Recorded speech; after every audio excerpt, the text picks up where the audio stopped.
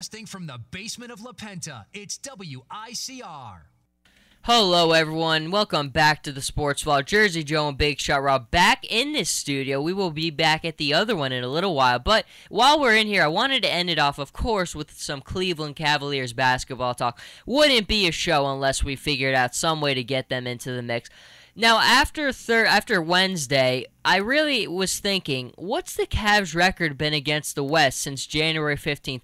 January 15th, for me, is the turning point of the Cavaliers season. It's when they really figured it out. LeBron was back. They got Mozgov. They got J.R. Smith. They got Shumpert.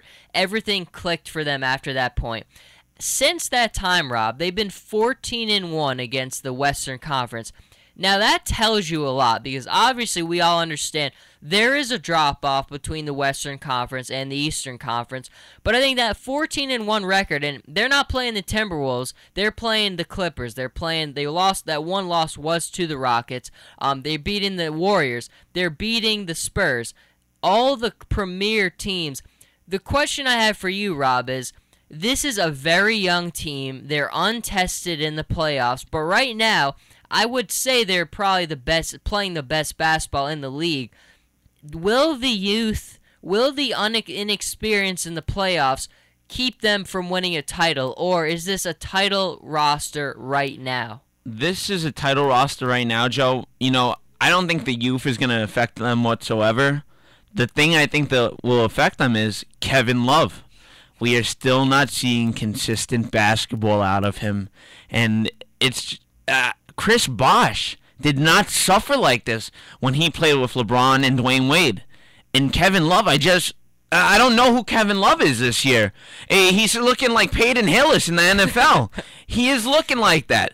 I mean, the other night I saw him put up 8 points and like a couple rebounds. What are you doing out there? You're a guy who should be putting up maybe 18 points a game and 12 boards. And he plays good in the first quarter and then slowly declines the rest of the way. And I just sit there and I go, wow, I would have preferred Andrew Wiggins on this Cleveland Cavaliers team. He might have actually put in more work than what Kevin Love is doing. It's so embarrassing. I think he might leave Cleveland unless they win a championship, but this guy's numbers have dipped so badly. I don't even know where you rank him as a power forward this year. Peyton who? I'm with you, Rob. I mean, here's the amazing thing is everyone ragged so much on Chris Bosh, how he disappeared. Obviously, he had to change his style up a bit, but I think the drop-off between him and Kevin Love is not even fathomable. I mean, Chris Bosh was still a guy, the Heat don't get anywhere without him. Timely plays was always the thing he could hang his hat up on. I mean, Chris Bosh, even though his numbers were not like his Toronto days, when the Heat needed him for big plays and big situations, he was always such a crucial part. Kevin Love, I mean, now I think sometimes he's shown glimpses here and there, but I think for the most part, he's never had any big plays in big significant games. It's always been Kyrie and LeBron doing it all. Now, I'll ask you this, Rob. When I look at it, I think they're better off not bringing him back, even though they had to send off Wiggins and Bennett, I mean, which is pretty significant. I would have still liked Wiggins, too. I think you're better off giving Tristan Thompson an extension and letting Kevin Love go where he wants to, because right now Tristan Thompson is a better basketball player, is a better fit for this team than Kevin Love. Oh, most definitely, Joe. You have to look at it this way. Kevin Love wants a max deal. And you know what? $20 million for the stats he's putting up, not even going to happen. I wouldn't even offer him $16 million at this point. I keep him in probably the $10 to $12 million range. And you know what?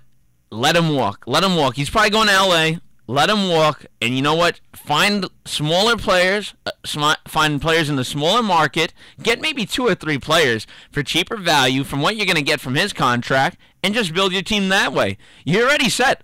LeBron and Kyrie are set. They know what they're doing out there. Kyrie, as a player, changed mentally because of LeBron James. Changed his game completely and has turned into probably one of the best point guards in the game at this point.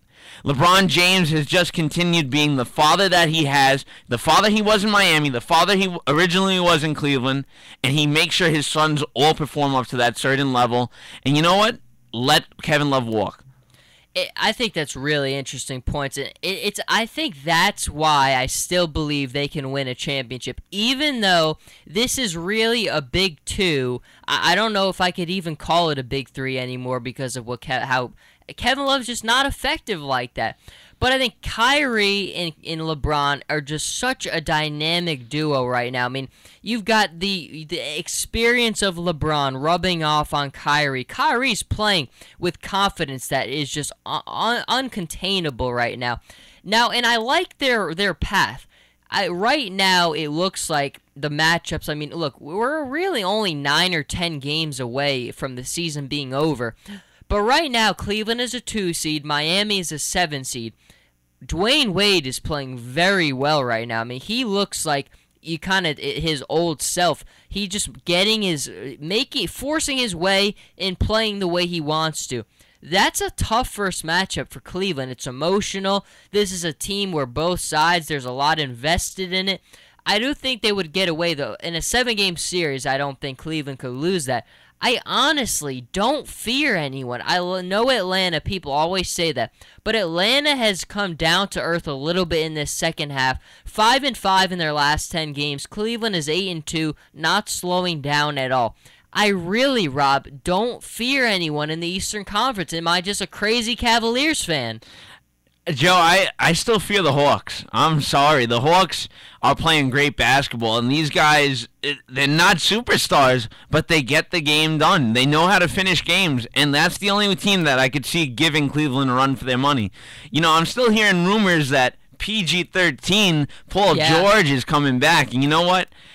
I don't know how effective he'll be, but he's another one, if he ends up playing Cleveland, could actually be a challenge. I've seen him challenge LeBron James, and you know what? Indiana has taken a big hit this year, but I mean, if they're in the playoffs, they're still a team you don't count out as being likely to be knocked out right away. You got to count them as a team that will give you a run for your money in 7 games. No, I completely agree with you. I mean, look, Indiana's at 31-41, Boston's at 31-40.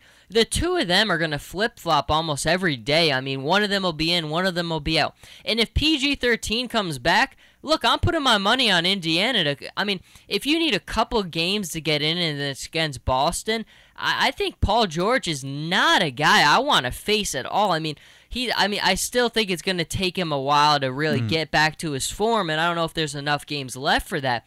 But look, if Paul George comes back, that changes the dynamic of everything. But Rob, thanks. I mean, the Clayton Kershaw stuff. Now you're telling my Cavaliers I got to worry. Rob, I got enough to worry about. You're bringing my fears back, but very good stuff. I cannot wait. I mean, when we get in a couple weeks to the NHL playoffs, to the NBA playoffs, there's really nothing better. There's nothing more exciting. We will certainly be back talking a lot about it, but we will move to the upper studio while we give the other show some time.